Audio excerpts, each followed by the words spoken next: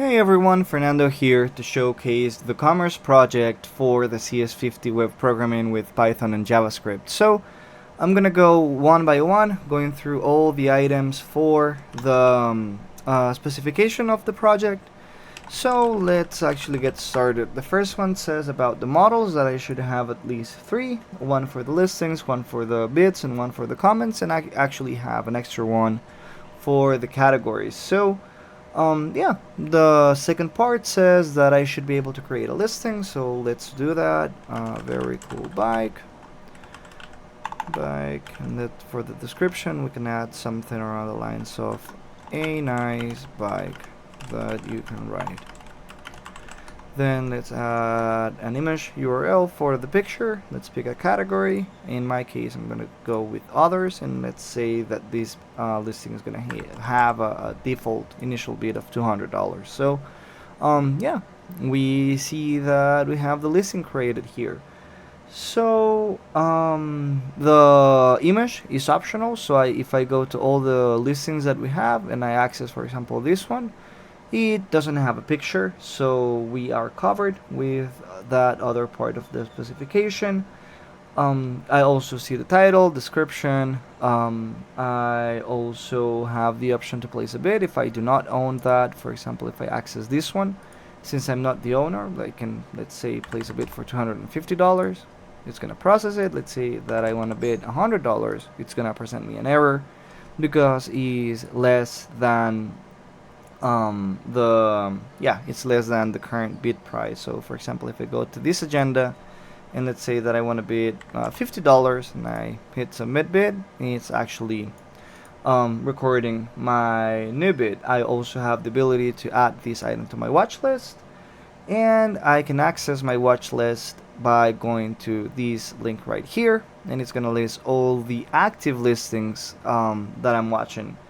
Then, we covered the ability to check the listing page. We covered the ability to add the item to the watch list, to submit a bid.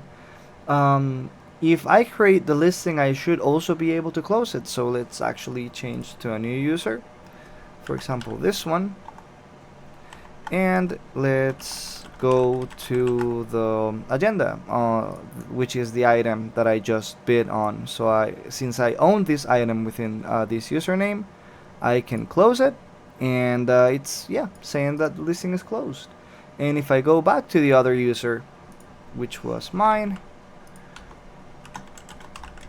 let's actually go back to that listing, which should be this one. Maybe not. There we go. This one, the third item.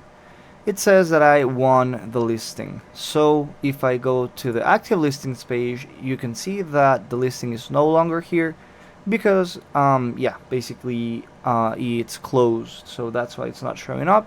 And if I go to the watch list, it's not showing here also because, well, I won the bid and it's no longer an active listing. We covered the ability to close the listing. Now we covered also that the page says that I won the listing, and it also says that I should be able to add a comment on the listing. So if there's no comments, it's gonna tell me I can comment something like, hey, I like this color a lot. I can add this comment and it's gonna say that I commented this. I can also access another listing, for example this one that's already closed as well, which is the first one on the database. We can see here that we do have two users that have commented on this listing, which basically meets that other specification criteria. We covered the watchlist page, and we also have a categories page, which is going to tell me all the categories I have. I can access, for example, this one. There's no active listings here. I can access clothes, and we can see here that we do have a listing here. And we also have access to the admin interface here. Let's log in, and we can see here that we have access to all the bits. We can modify all the parameters as well as the comments, as well as the listings. So that's it for this video. I hope you like it, and see you in the next one.